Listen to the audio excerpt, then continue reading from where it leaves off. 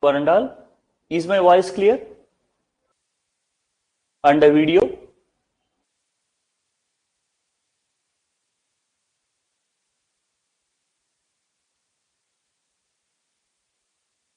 Please say.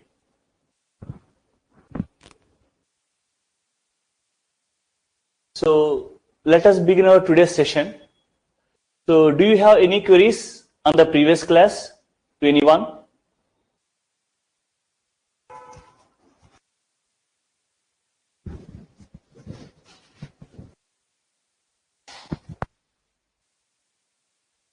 Any doubts you can ask.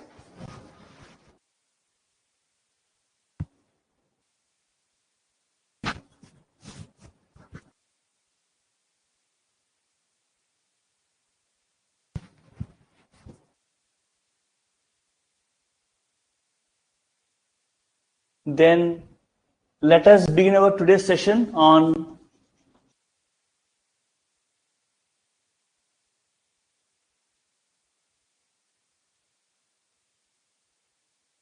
normal subgroups. So the definition is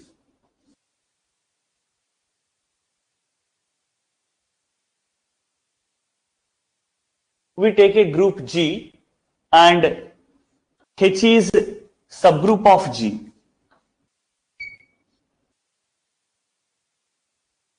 We say that the subgroup becomes normal subgroup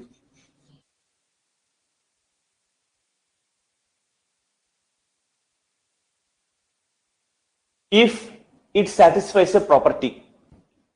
The property is you take any element in the subgroup H and you take the elements X and its inverse in the group.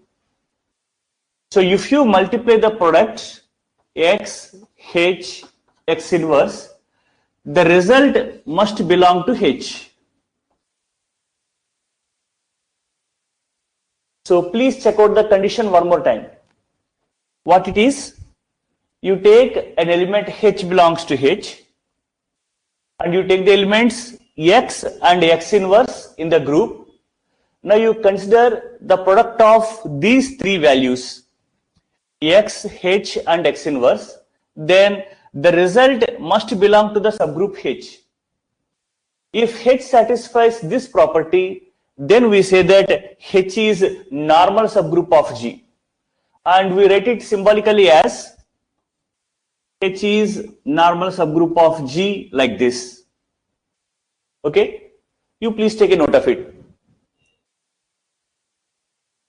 X is outside of H. Please understand. From the diagram, X is outside of H. Is that clear? So you take the values X and X inverse in the group which are outside of H. And you are taking only one element H in the subgroup. And you are considering the product of it. Okay? Fine. Now, if you look at the properties of normal subgroups, as we know, for every group, there will be two subgroups. Always, identity and the group itself. These are again the normal subgroups.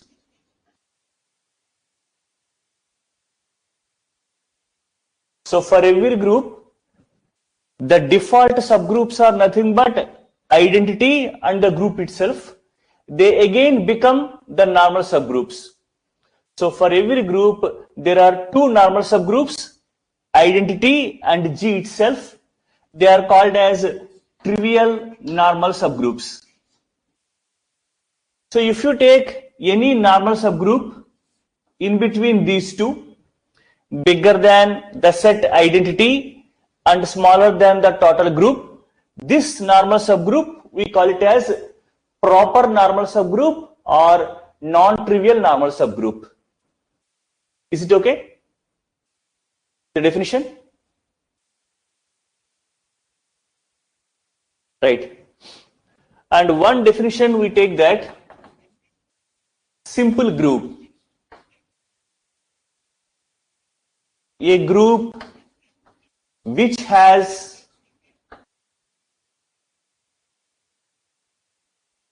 trivial normal subgroups.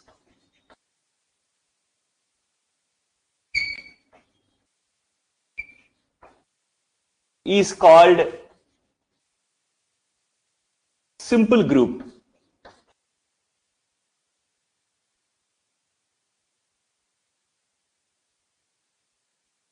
Yes, for checking the subgroups,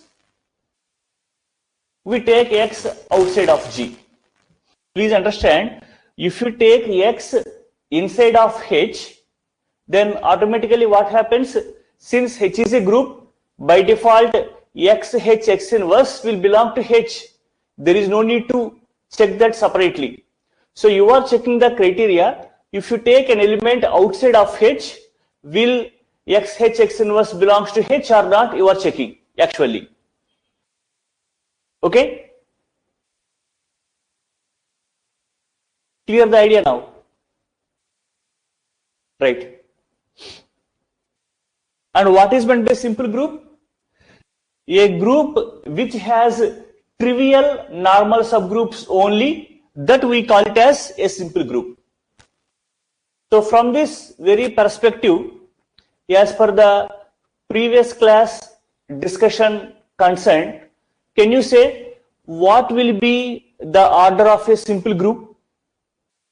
Can you tell? What will be the order of a simple group?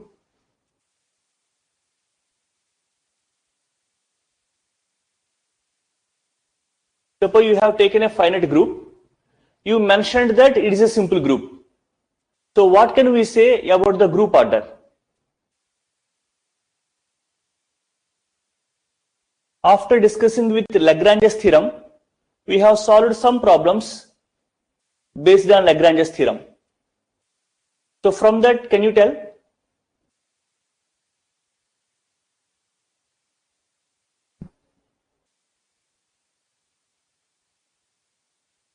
I will give a small hint for you.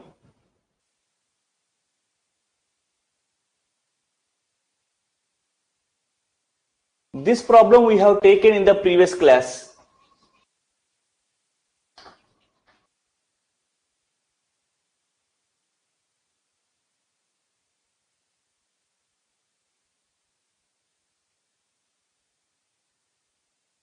Can you check this problem? This we discussed in the previous class. All of you agree for that?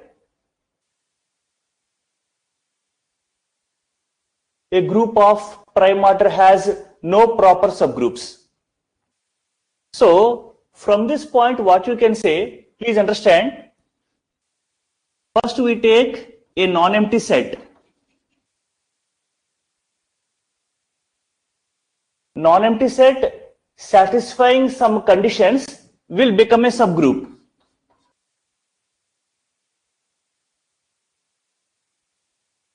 Subgroup satisfying the additional property will become normal subgroup.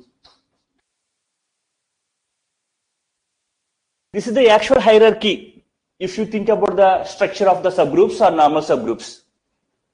So what happens? If you take a group of prime order, it has no proper subgroups. So at this level, you have only improper subgroups. So if the subgroups are improper, by default, normal subgroups are also improper, the next level. So what happens if you say order of the group G is equal to 11, then since it is a prime number, it has only subgroups 2, which are nothing but identity and G itself. You cannot find any other subgroup for G. Since these are trivial subgroups, these are nothing but the trivial normal subgroups. Therefore, this type of group is nothing but a simple group. Okay? Because since the subgroups are improper, normal subgroups are nothing but improper. If you say that apart from trivial subgroups, G will have proper subgroups also, then in that case, you need to check whether that proper subgroup is going to become normal or not. That was the whole idea. That is not always true. One checking condition is, if you take a group of prime order, by default it is a simple group.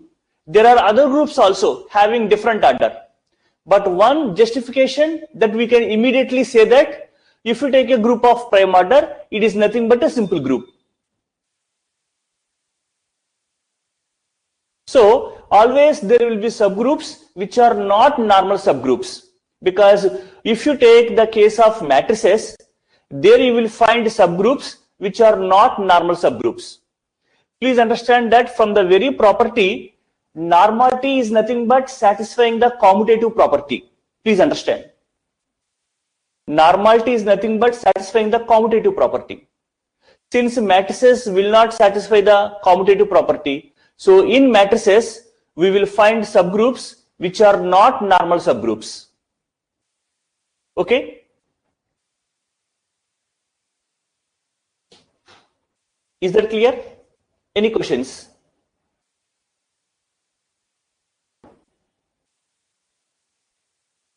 So we will have the discussion that if you take a group of prime order, it is simple group. There will be simple groups of having composite order also.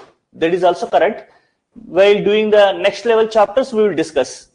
There will be group orders having composite number and they are simple groups. And every subgroup need not be a normal subgroup. So there will be subgroups which are not normal. Yes, every normal subgroup is an abelian group. They will satisfy the commutative property. Okay? Is it clear for you?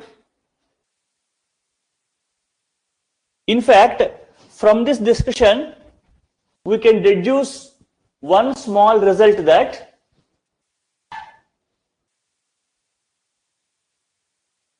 you take a group G, it is abelian group.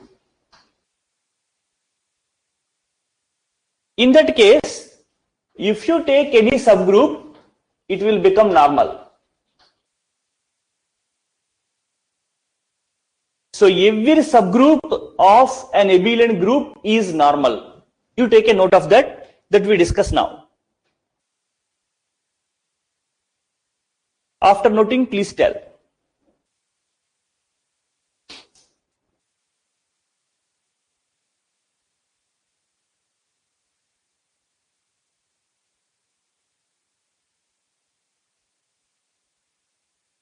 Have you noted that? Every subgroup of an abelian group is normal. A simple group need not be abelian.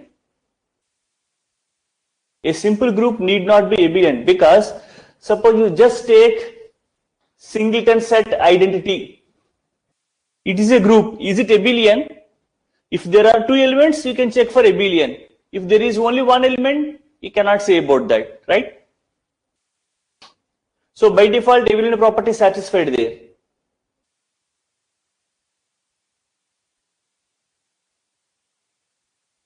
How its trivial group G will be normal? So let me say, if this is the group, it is by default normal because it satisfies the property that consider x e x inverse. This is nothing but x inverse, nothing but identity. That's it. It is satisfying the property x inverse belongs to H. So here H is any element. So here you are having only one element.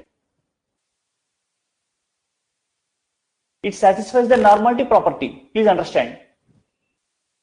It is by default abelian. It always satisfies the commutative property with other elements of the group. That means how G becomes normal to G, isn't it? Is that your question? How G is a normal subgroup of G itself? Right. Now you take the graph as it is. First of all, G is a subset of G, that we agree, and G is a subgroup of G. You accept it? Because G itself is a group. Say, right. Now we check for normality. Since you are taking the elements within itself, X, H, X inverse, all the elements belong to G. So by closure law, the product also belongs to G. There is no need to check separately because I have taken all the three elements within G only. I didn't take any element outside of G. Are you getting? That's it. So by closure law, we say that X, H, X inverse belongs to G. Therefore, it is a normal subgroup.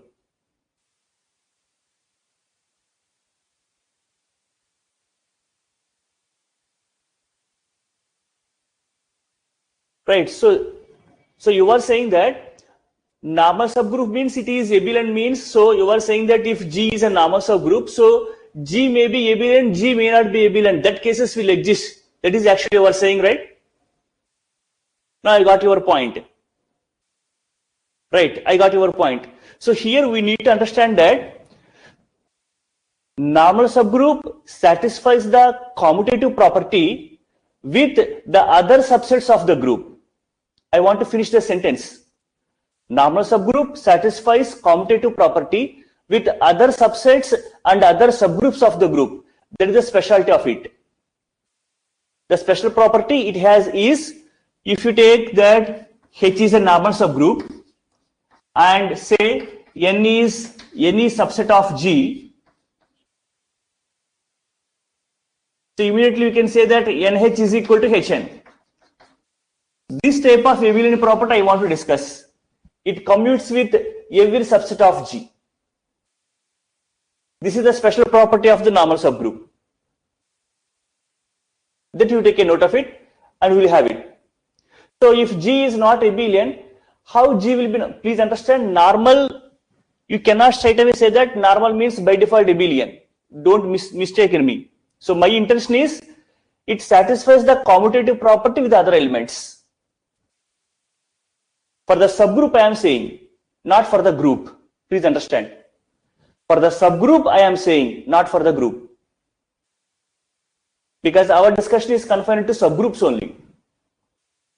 You have learned all the groups in a separate manner. So don't compare the two things, group and subgroup. So you forget about the group thing. We discuss the concepts with regard to subgroup only. Right?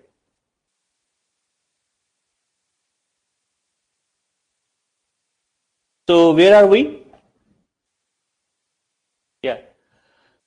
So we have taken that G is an abelian group and H is, then if you take any subgroup H, then H is nothing but normal subgroup of G.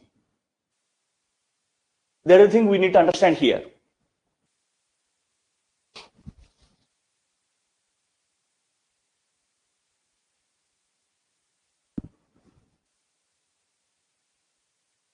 So every subgroup H of an abelian group is normal. This is the statement. Clear to all? Now let us discuss with this. So you take the usual diagram.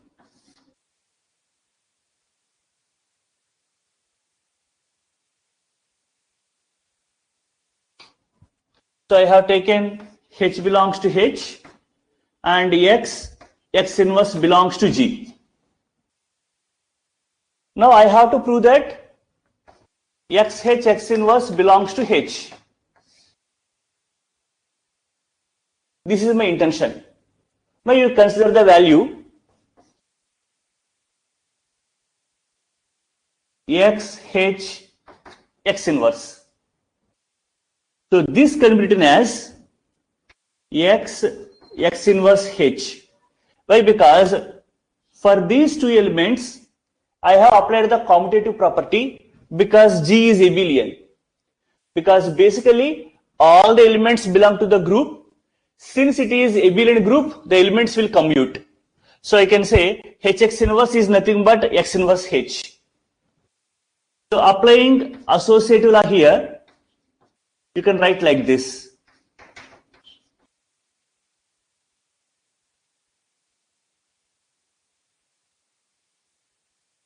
So this is nothing but identity into H equal to H. So I can write like this, equal to H. So this value belongs to H, as you have taken H belongs to H. Therefore, X inverse is belonging to H. Therefore, H is a normal subgroup of G.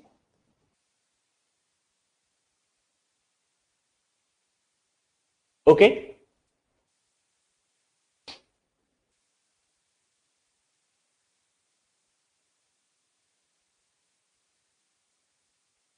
Take a note of that.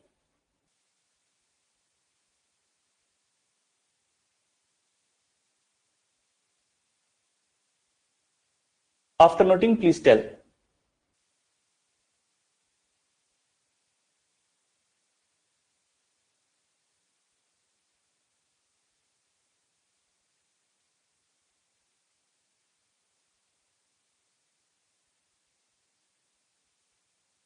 Right.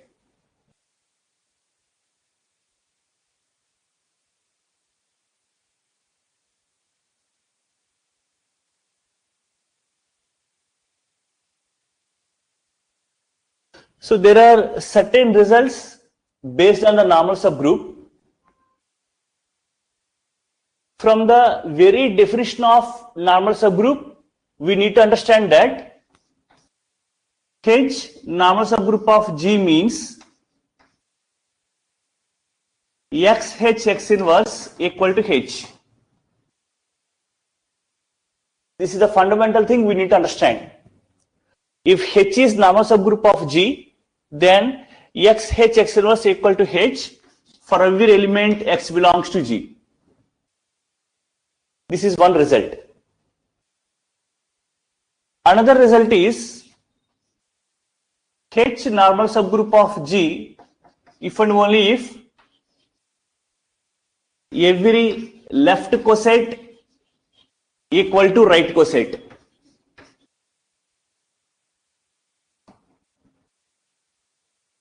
This is one good result, we will prove later. Another one is H normal subgroup of G if and only if product of two left cosets is again a left coset.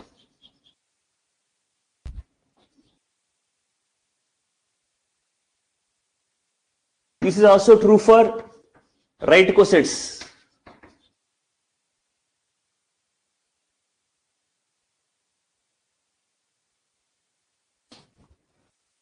You take a note of these values, in which we are going to discuss this result. H is normal subgroup of G if and only if every left coset equal to right coset for the same element.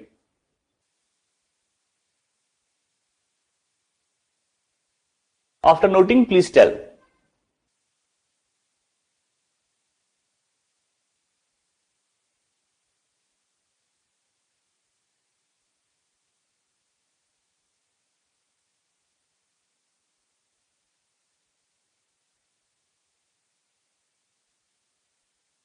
So here it contains main part as well as converse part. Suppose we take the main part. Say H is normal subgroup of G.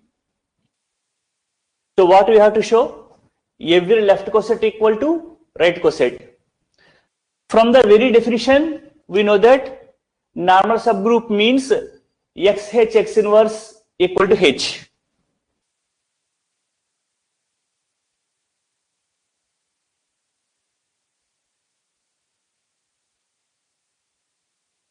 So to this relation, multiply with X both sides. I am doing the post multiplication. So XH X inverse X equal to HX. So this part is nothing but identity. So this implies XH is equal to HX. So every left coset is equal to right coset.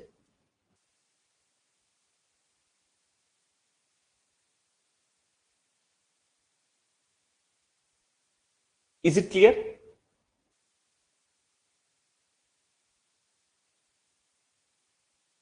Now let us go with the converse part. Please take a note of that. I'll take the converse part.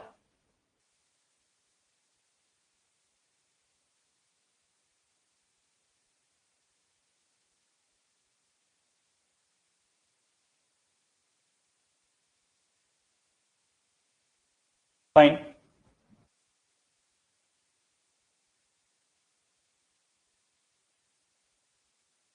So, on the other hand,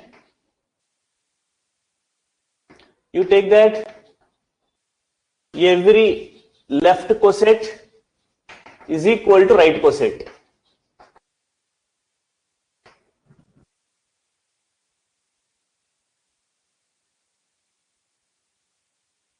Now, let us take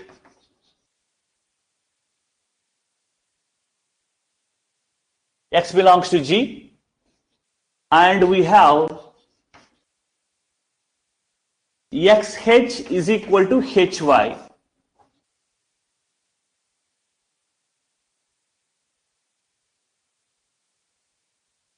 Because every left coset is equal to right coset.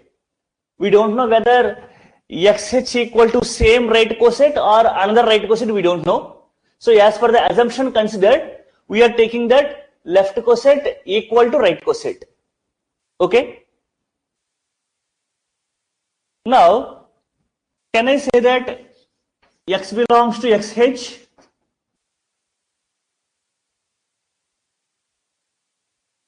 Do you agree for this value? X belongs to XH.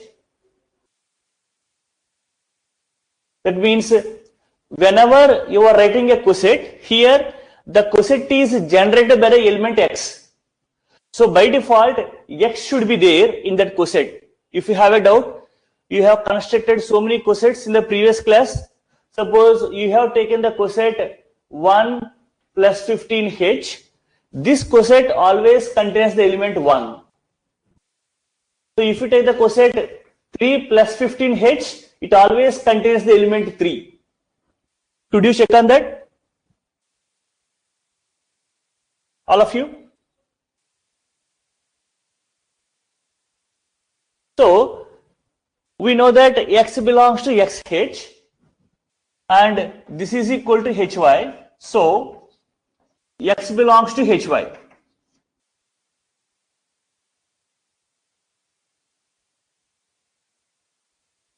Yes, we can take E in H for that, right? So in cosets chapter, I have given certain results that A belongs to HB if and only if HA is equal to HB. Could you check on this result? I have given the results for you in the previous class. This type of result we have mentioned there. Can you check? So, based on the result, applying here, we can say that X belongs to HY if and only if HX is equal to HY. So if you combine these two results, we can say that xh is equal to hy, this is equal to hx. Therefore, xh is equal to hx. Please check on that.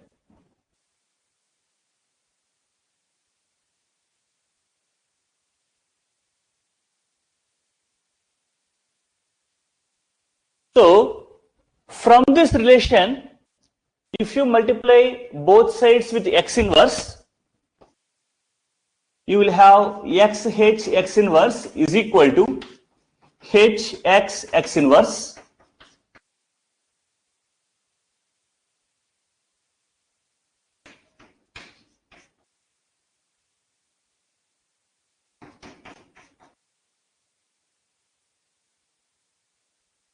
since xh x inverse equal to h, from the first equation what I have written, h is normal subgroup of G.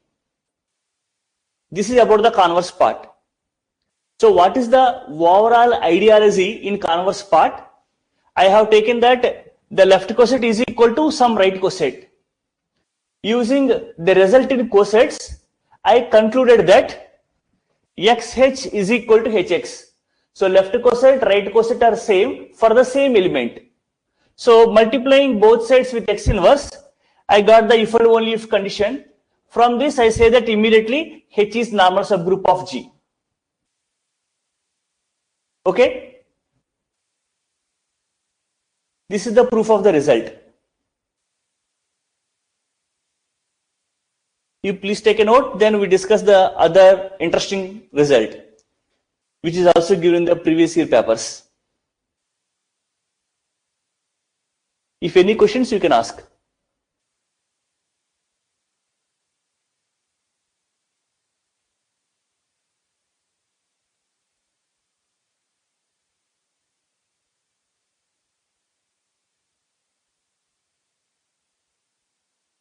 After noting, please let me know.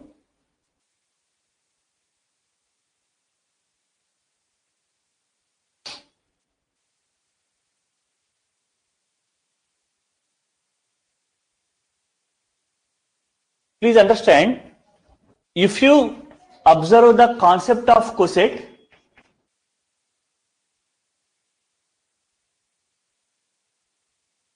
a coset will be formed by taking every element in G. Just we are talking about the finite groups. Don't think that G is infinite. So whatever the finite group you consider, for every element in G, we can calculate one coset with respect to the subgroup H. So here what happens, as we have done a good result that xh is equal to hx is equal to h, if and only if x belongs to h. This kind of result we have studied in the previous class.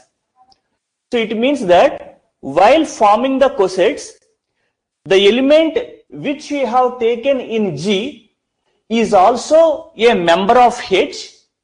In that situation, there is no distinction between the coset and the subgroup. Both are equal. So, while considering the coset, generally we take x outside of H. You can take x inside of H also, but it is nothing but the subgroup itself. As per this result is considered. We have proved that already. So the element may be within H or outside H. Both are applicable. Don't stick on to one end. You can take X on any part of it. Fine.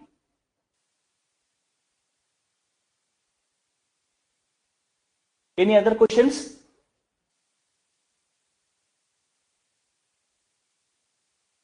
All right. So based on your context only, we will prove the following result. The question what we have raised now. There is one good result based on this.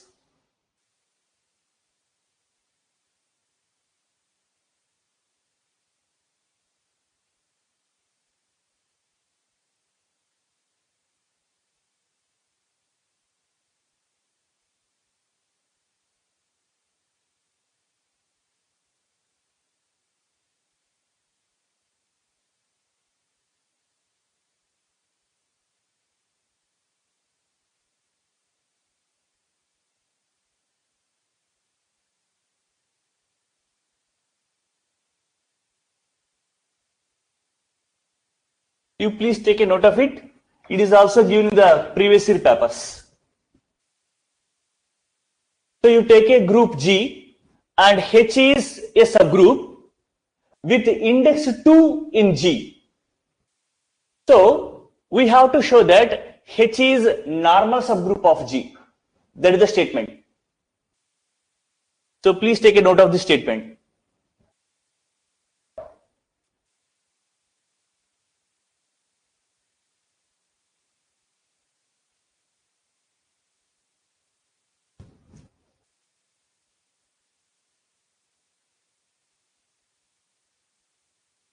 Is coset a group? So if that is the case, you check with the necessary and sufficient condition.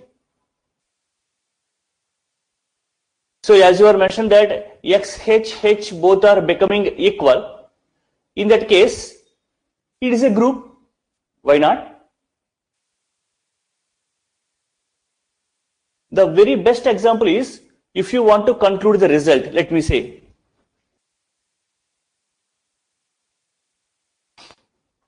1 plus 15H, this coset we have calculated. Could you give me the value here for that problem?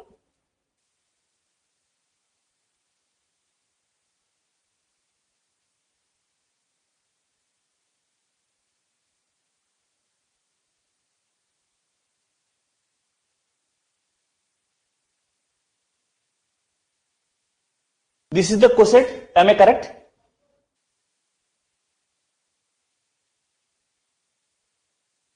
There we have calculated the problem.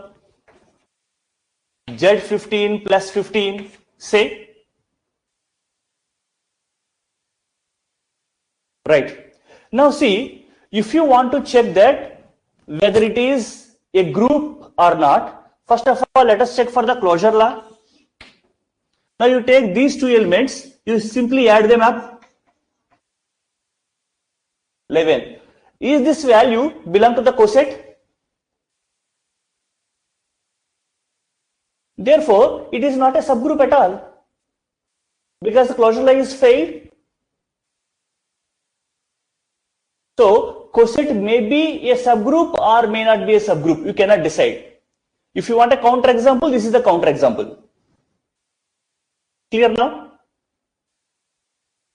Right. So, what is the significance of this coset? If you ask, let me say, why we are doing like this? Suppose you consider the space R square, the two-dimensional space. If you take the operation plus, let us take, if you take the ordered pairs A and B, you are simply adding them.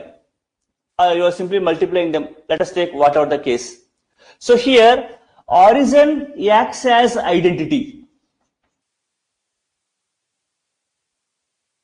So if you talk of subgroups, then a subgroup is a line passing through the origin. You consider distinct lines. The lines which are passing through the origin are nothing but the subgroups. If you want a geometrical view for your understanding. And what is meant by a coset? As you have taken 1 plus 15H, so it means that for this subgroup H, you are adding 1. So this is a line parallel to H.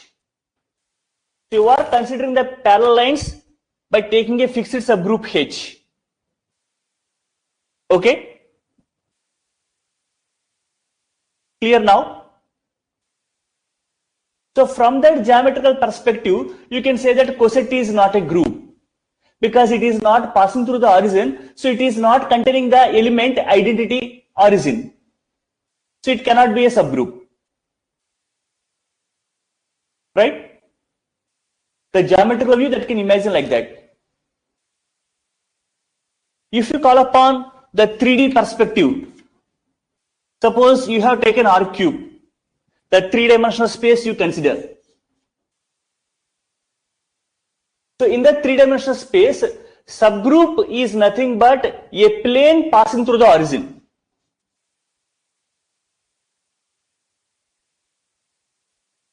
So subgroup is nothing but a plane passing through the origin.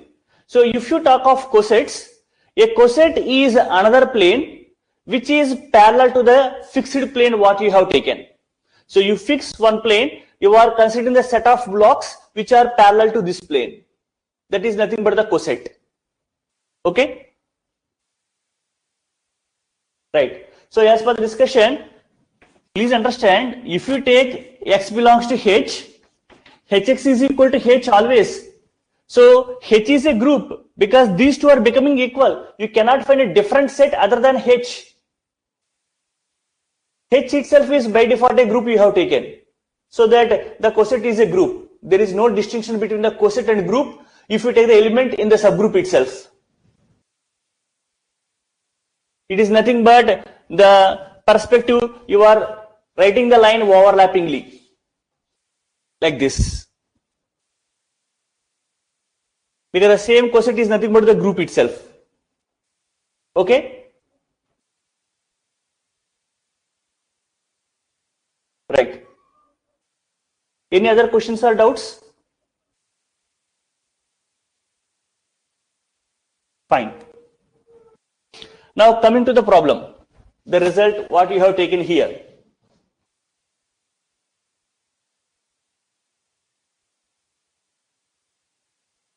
So this is the result we have considered.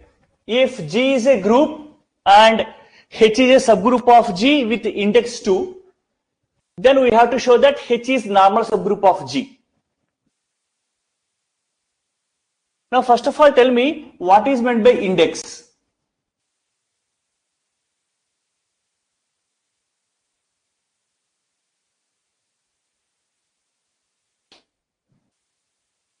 What is meant by index?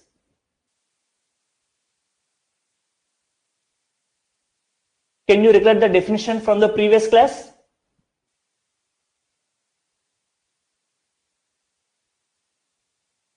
Very good. Order of G by order of H.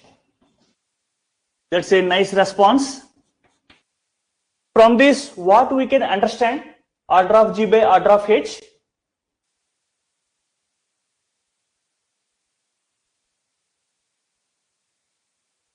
As we know, you are going to calculate the number of cosets basing on H from the elements of G. So here, after calculating the cosets, some cosets will get repeated. And the total distinct cosets you calculate, that we are calling it as index. So we are using the symbol order of G by order of H. So if I say that order of G by order of H is equal to 5, it means that I will get 5 distinct cosets among all the cosets. So remaining are becoming equal. Agree?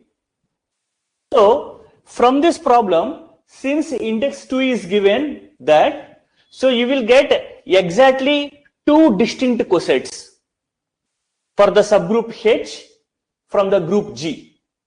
So you can consider the coset as left coset as well as right coset. So here what happens? HE, HX are distinct right cosets.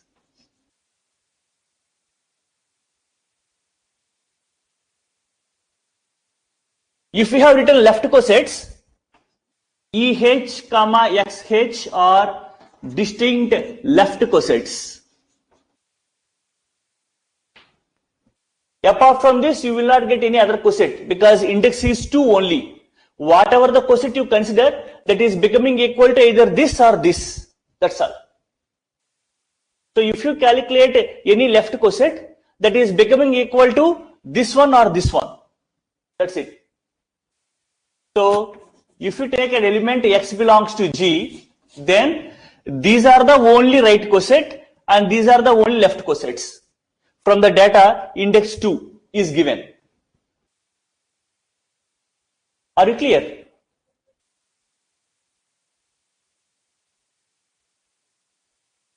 Yes or no?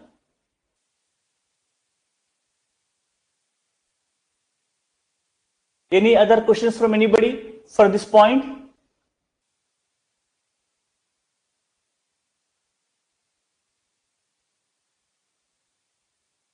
All right.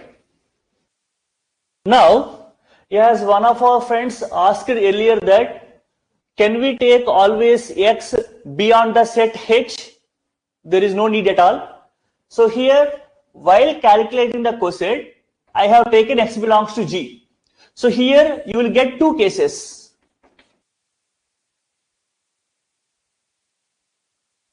The element x which is taken by U may belong to H. The element which is taken by U may not belong to H. These two cases would exist here. So in the two cases, whatever the case you consider, we have to prove that H is normal subgroup of G as per the objective of the result concerned. Fine. So you take the first case. X belongs to H, you consider the case. Immediately, as per the previous class, we can say that XH is equal to H is equal to Hx. You agree? Right. So from this, you can say that XH is equal to Hx. Left coset is equal to right coset. And in the beginning of the today's session, we have discussed three results. 1, 2, 3 for proving that it is a normal subgroup.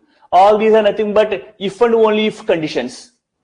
So since left coset is equal to right coset, immediately we can say that H is normal subgroup of G.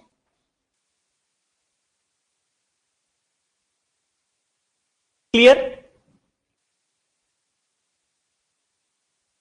Take a note of that.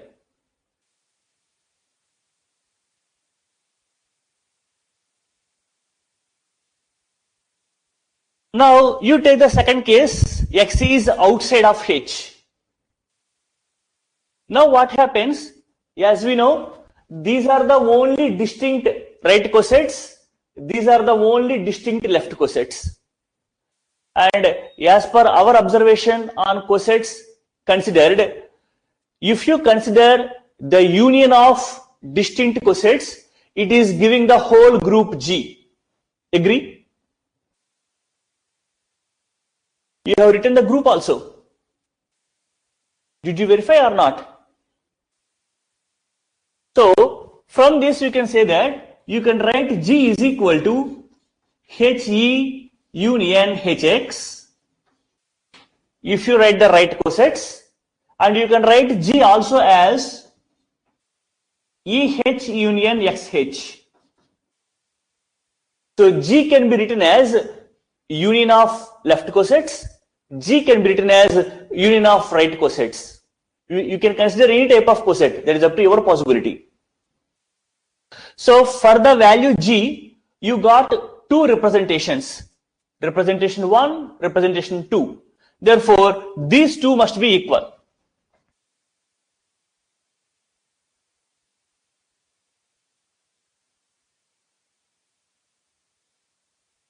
Since these two are same sets, so these two must be equal. Since left coset is equal to right coset, immediately you can say that H is normal subgroup of G. So while proving that H is normal subgroup of G, our main intention is nothing but showing left coset is equal to right coset. That is our ideology to prove that. So whatever the case you consider, our strategy is to show that left coset is becoming equal to right coset so that H becomes normal. That's all.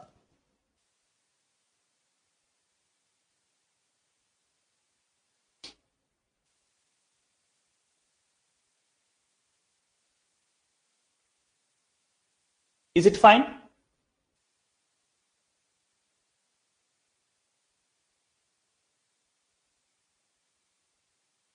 That is the solution of the result. You take a note of it.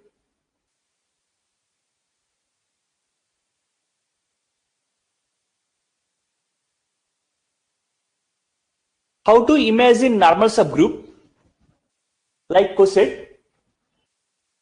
Don't misunderstand the thing that subgroup, normal subgroup in one way geometrically same. Please understand, normal subgroup is not something separate. If you take a subgroup, it is having some extra property. That is why we are calling it as the normal subgroup. As you know, subgroup is nothing but a line passing through the origin. So the special quality of the line is it is commuting with the cosets. Left coset, right coset are becoming equal for that set. That is the specialty of it. That you can imagine geometrically. So don't separate that subgroup and normal subgroup are totally different. You see the hierarchy. I took a non-empty set, a subset satisfying some properties becoming a subgroup, and a subgroup having additional property becoming normal subgroup. It is just like adding one after the things. That's all. Nothing something special. Okay. So there will be no visualization. A proper normal subgroup simply means an abelian one. That we have to check it out. We should take an example and we have to prove that. So one interesting thing I want to say about abstract algebra is, as you know, fundamentally some definitions and theorems, while observing the technical terms, we will get a lot of questions. Very interesting questions we will get. So you will take one technical term from the theorem, you take another technical term from the other theorem. Can you correlate them? Can you draw any new conclusion out of this? You can conclude them and you can have your own logic. But the practical problem is, if you want to give a justification for a statement, you should have a strategy.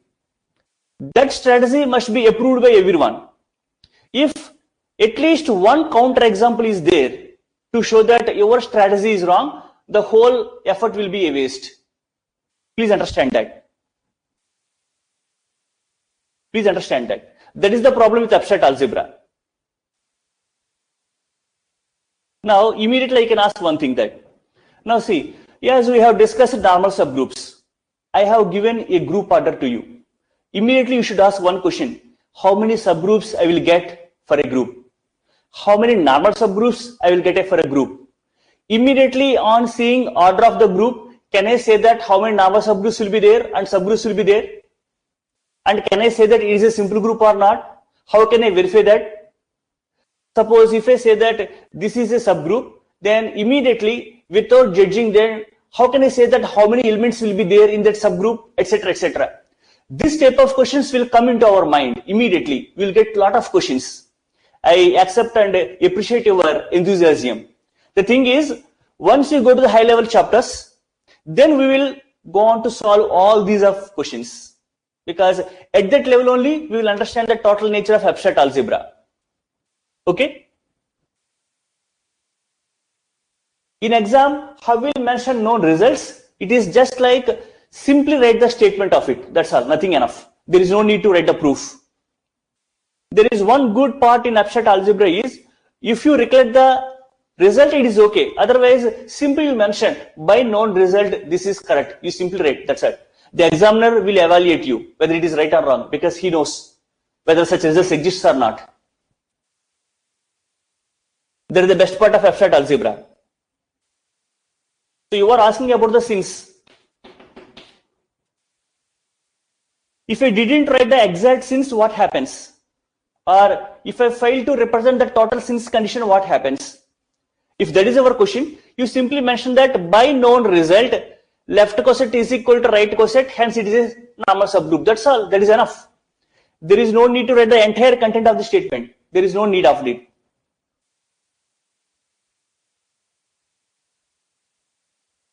Exactly. We have too many definitions and results also in abstract algebra. That is the problem with it. That is the problem with it. Except that you cannot skip a step. There cannot be any mistake in presenting the solution, because it is purely based on the logic, not of any formula. The error part is very less if you recollect the logic at that moment. Okay?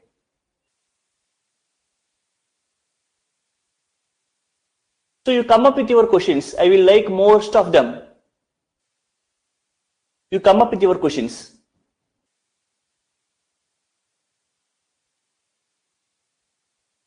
Fine. Now, the result is just what we have discussed. Is it fine for everyone? Did you get the overall idea? How we are proving this?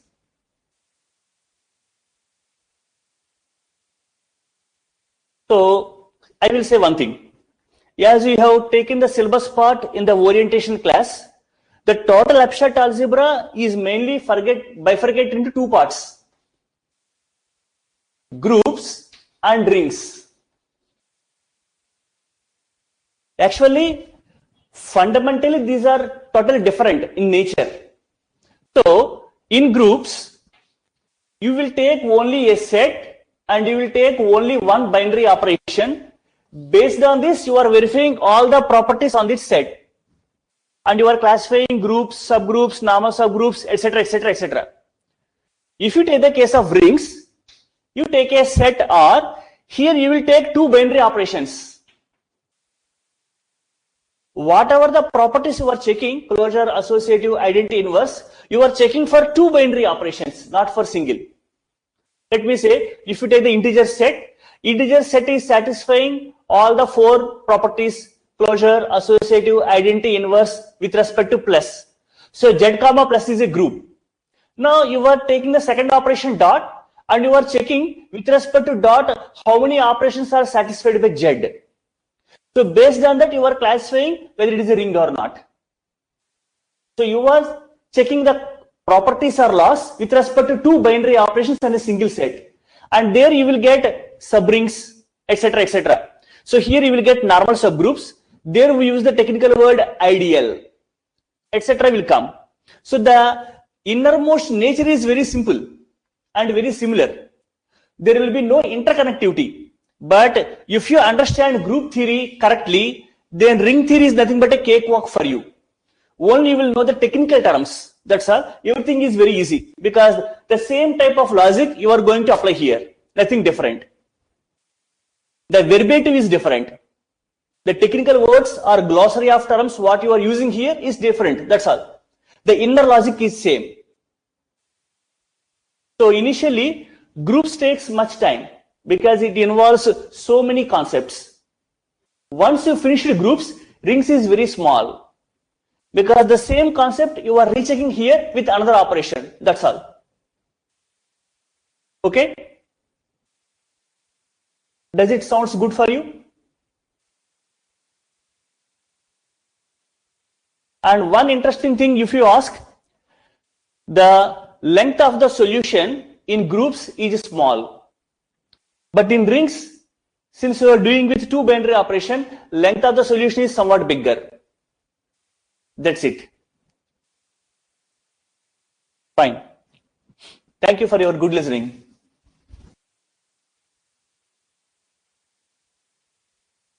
So, after coming this, we can say one more thing, that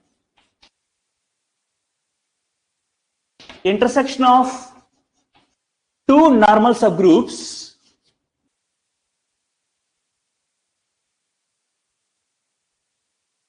is again a normal subgroup.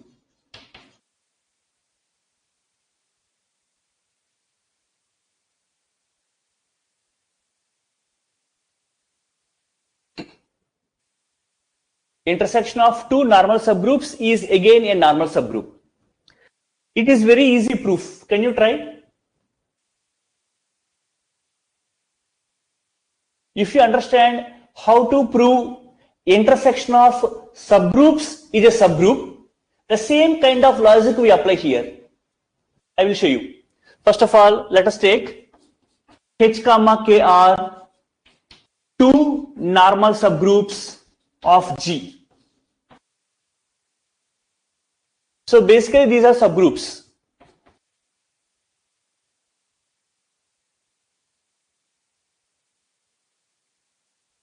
And they are normal.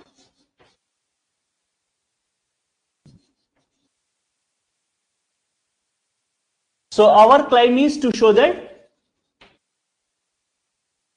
H intersection K is normal.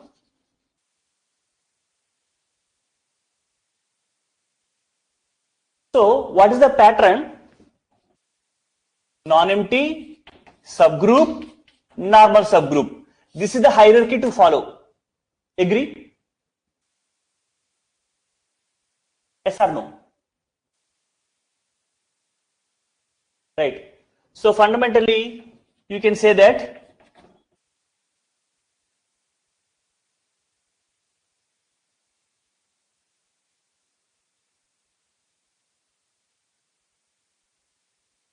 so we know that the intersection of two subgroups is a subgroup.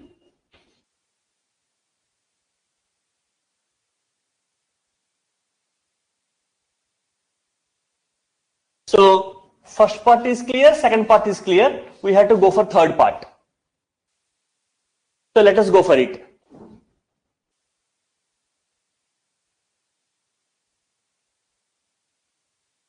So if you say let x comma x inverse belongs to G, let y belongs to H intersection K.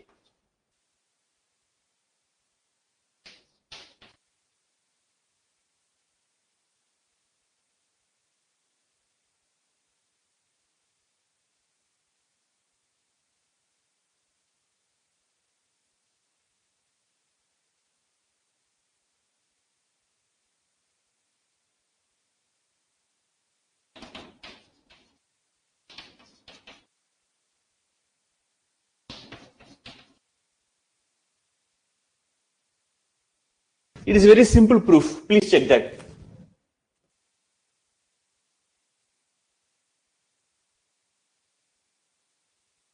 What you said, I have written on board. Would you agree?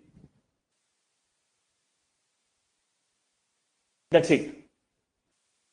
So, in the exam point of view, if you consider, if the question is given for 10 marks, this is the only solution.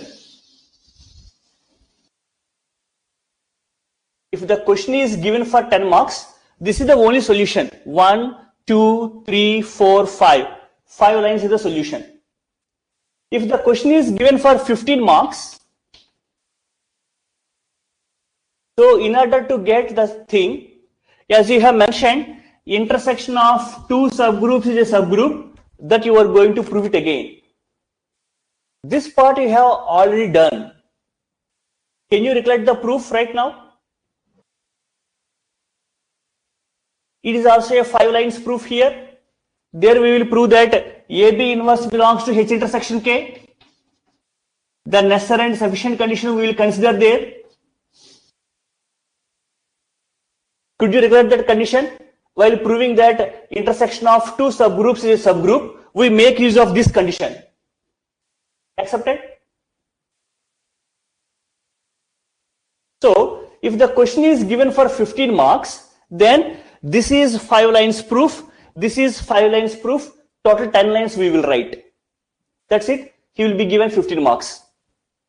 Now see the difference.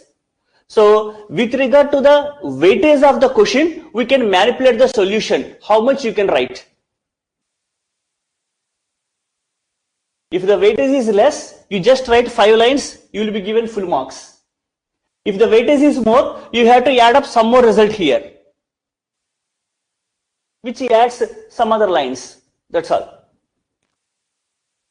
But both have the similar logic, you should agree. The logic what you have applied here, the same logic we have applied here also. Fine.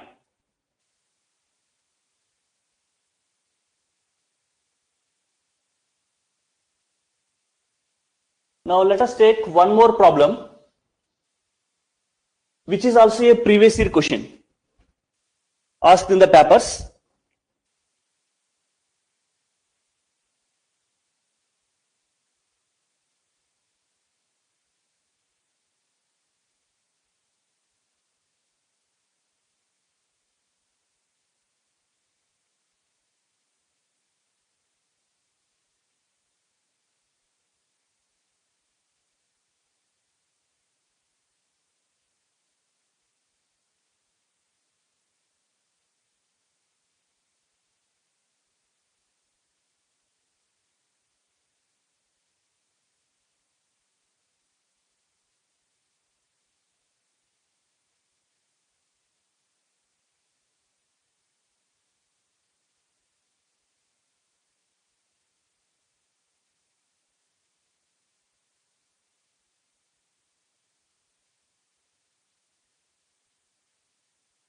So this is one good result.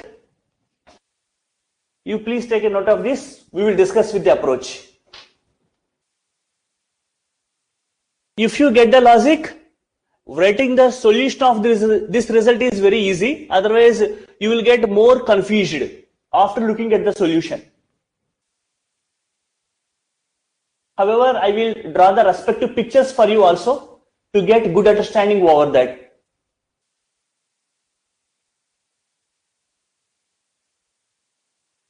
So what it is given in the problem, I took two normal subgroups for the group G. And what is one additional quality of the normal subgroups? If you consider their intersection has only one element, E. So in one way you can say that they are totally disjoint sets. There is only one element common, that is identity. So you have to prove that every element of M commutes with every element of N. So what is meant by commuting?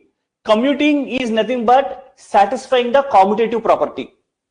So if you say, I took an element M belongs to M, I took an element N belongs to N.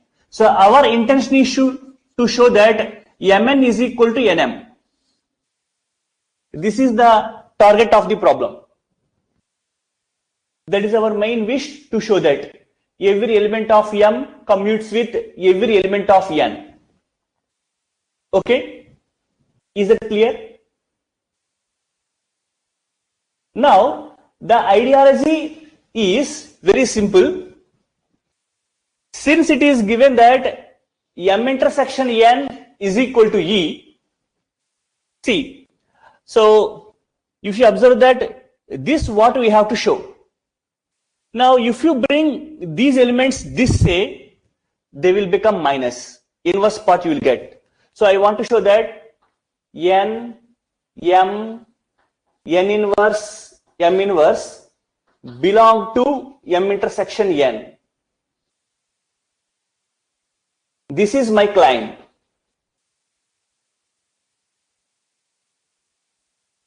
So I have to show that using the property of normal subgroups, I want to show that the element N, M, N inverse, M inverse is belonging to the intersection. Okay? Are you clear, everyone?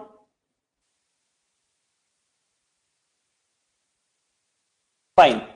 Basically, all these elements belonging to the group.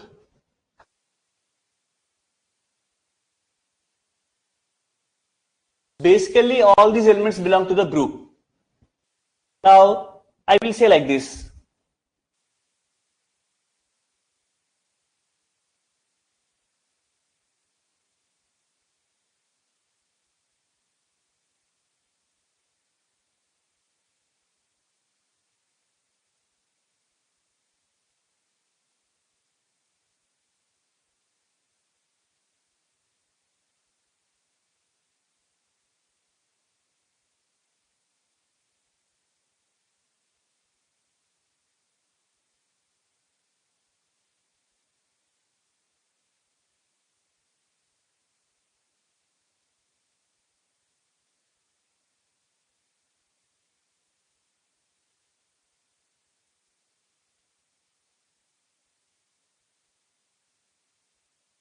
You please check the result, what I have written. So if you want a systematic diagram, this is the diagram for what I have written. Initially, I have taken N here. By inverse law, N inverse belongs to N. By normal subgroup property, I can say that M, N inverse, M inverse belongs to it. And since these two are belonging, you can say like this. This is the diagrammatic representation for the matter what I have written here. Do you agree? Any queries for anybody? Please tell.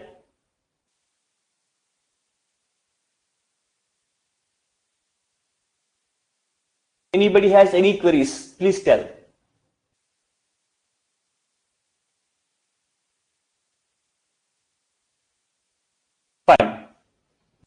Now, let us take the other part.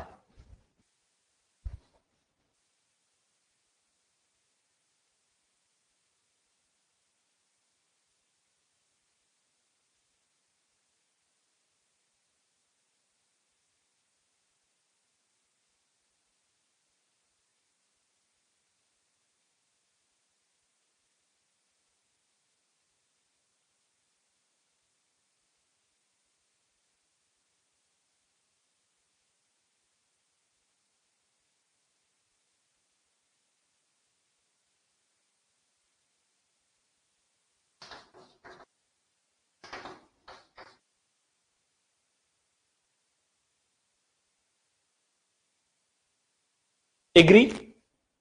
For the top 3 lines, what I have written?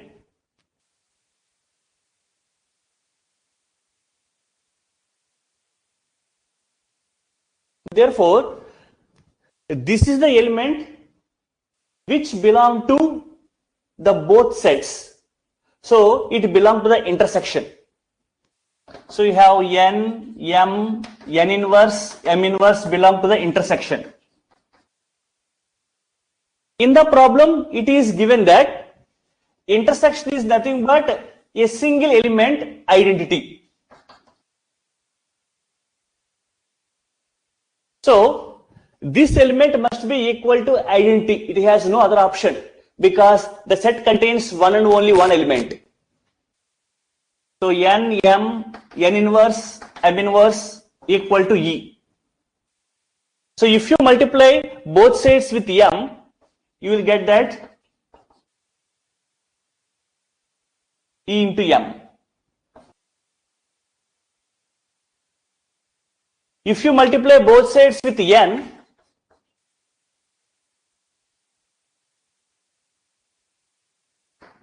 that's all. Therefore, nm is equal to mn. Every element commutes with other element. Therefore, the task is finished. That is the very logic. Please check out the logic, how it is proved. This is our actual claim to show that initially I have taken the claim that n, m, n inverse, m inverse belong to m intersection n. For that, I took the element individually to show that it belongs to n, it belongs to m, using the properties of normal subgroup, closure law, and inverse law. Hence, I have solved the problem. Any questions or any doubts for anybody? Please ask.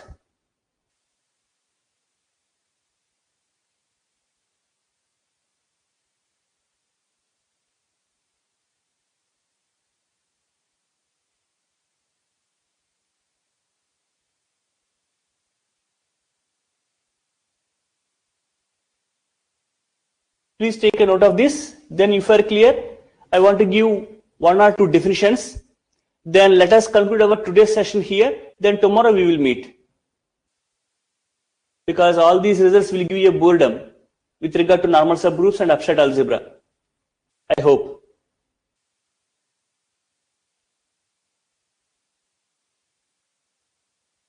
After noting, please let me know.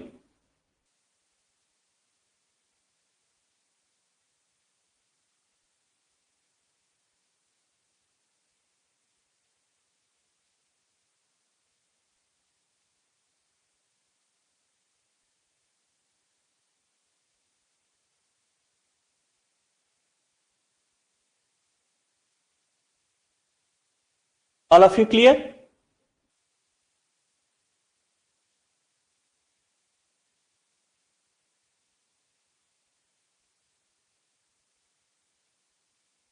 If you want me to explain the result again with diagrams, I will explain that. Shall I? Is that required for you?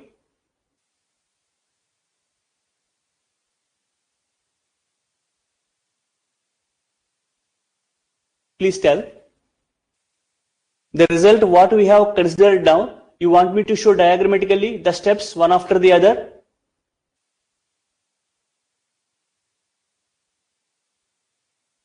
Right? Then see, you can imagine the first diagram like this.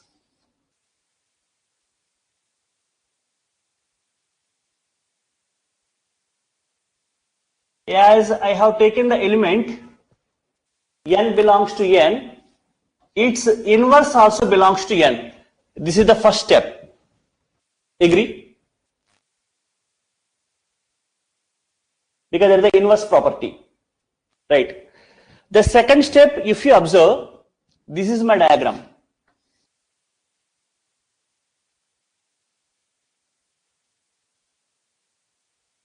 What I have taken? This is the thing I have taken. Here I have taken n inverse, m inverse I have taken.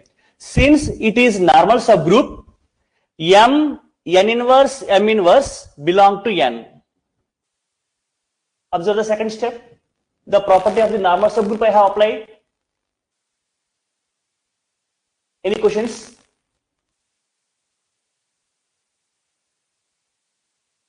Is this picture clearly gives the idea or not? Everyone, right? So third step, if you observe, I used the closure law. So closure law is nothing but I have taken the set n. It contains two values. One value is n, one value is. So the product will belong to the set by closure law. So first I used the inverse technique, then I used normal subgroup technique, then I used closure law. Whenever two elements are there in the set, the product is also belong to the same set. This is the way I have shown that n inverse, m inverse belongs to n. The similar logic I have applied for m also.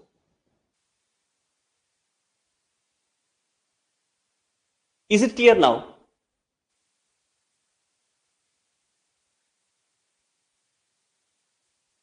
If anybody has any other queries, please ask. Because your response is more valuable in getting the context. Based on that only I can understand in what way you are thinking. So there is one element which is common to both the sets, hence it belongs to the intersection. So it must be equal to the only one element there. So multiplying both sides with m inverse gets cancelled. Multiplying both sides with n inverse gets cancelled. This is the thing we will get.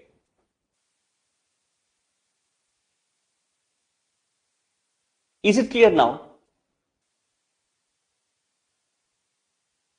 If any doubts come, you ask.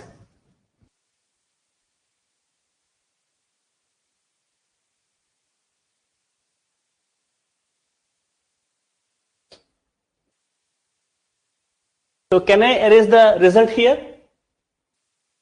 You please take a note of the pictures which are there for your understanding, which gives the overall idea.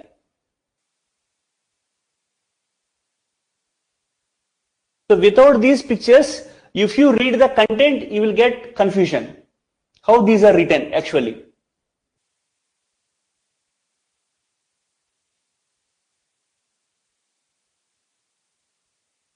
We agree?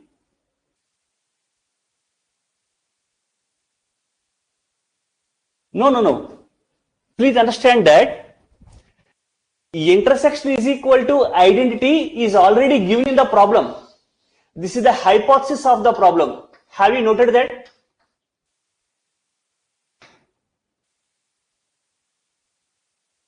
So the actual claim of the problem is nothing but showing nm is equal to mn. So let me say, I will draw the picture here which gives the overall view. So actually, I have given a group G. It has two normal subgroups, m and n. The intersection of these two sets is nothing but only one element, E. So except E, there is no other element in the intersection. This is the actual data. And what is the question part? it is given that you take an element in M, you take an element in Y, these two commute. This is the question part. This is actually we have to show. So for this, I took M in the set M, I took N in the set N. So as per the problem asked, I have to show Mn is equal to Nm. Clear? Are you clear or not? The objective. So the only special property I got here is nothing but the intersection is having only one element. This is the special property. I have to make use of this. That's why I used the technique that I want to show N, M, N inverse, M inverse belong to the intersection. So for this, individually I have shown that this value belongs to M, this value belongs to N using the properties what I drawn here. So what happened? If this value belongs to the intersection, nothing but only one element, this must be equal to this element only. It has no other choice. So that this thing will come. So by multiplying both sides with M and N, you will get this result. Now the picture clear. Now the picture clear. Why I have taken this big element belong to the intersection? Everyone. Now you please ask your questions if any doubt is there with regard to this result. Don't hesitate to ask. I will wait here. That is the overall view for the problem. So initially I felt that after reading the problem statement, you have identified the objective of the question. That's why straight away I went to the proof. This is my actual aim. But the intention of the problem is like that. If you take one element in M, one element in N, they will commute. It is true for every element. You can take any element in M, you can take any element in N, they will commute.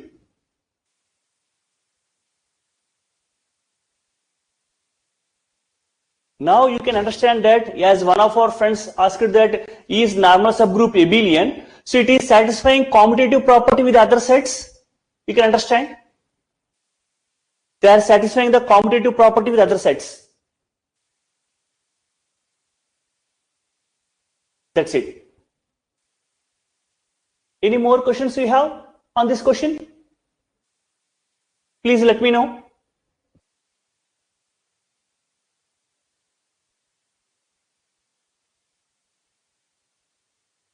So if your idea is totally clear, then I will end up our today's session. We will meet tomorrow.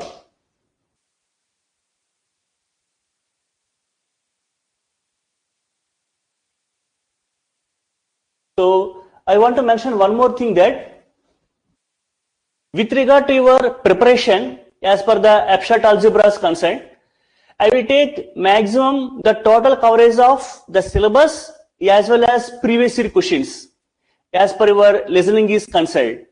So for your view, you can say that you can follow any standard textbook for the revision purpose. The class session is good enough for you to understand the total syllabus and total content, right? So for revision purpose, you can follow any textbook. So I will take up to 90 to 95% of the coverage of previous year questions in the class itself. So class notes is sufficient for you. But it takes some more classes. Minimum 50 hours we need to consider for the completion of abstract algebra. Okay? Is it comfortable for you? I have given the list of textbooks in the orientation class. You can follow Abstract Algebra by S. Chand, Sham series, Modern Algebra by Krishna series, or V.K. Khanna, S.K. Bombry, Abstract Algebra. Several books are there, you can follow any one book. Abstract Algebra by Joseph A. Gallian, that also you can take. And P.B. Bhattacharya, Abstract Algebra by P.B. Bhattacharya, that also you can take.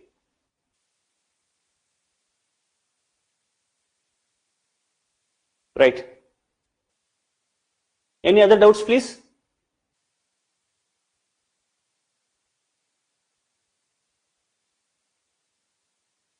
Thank you.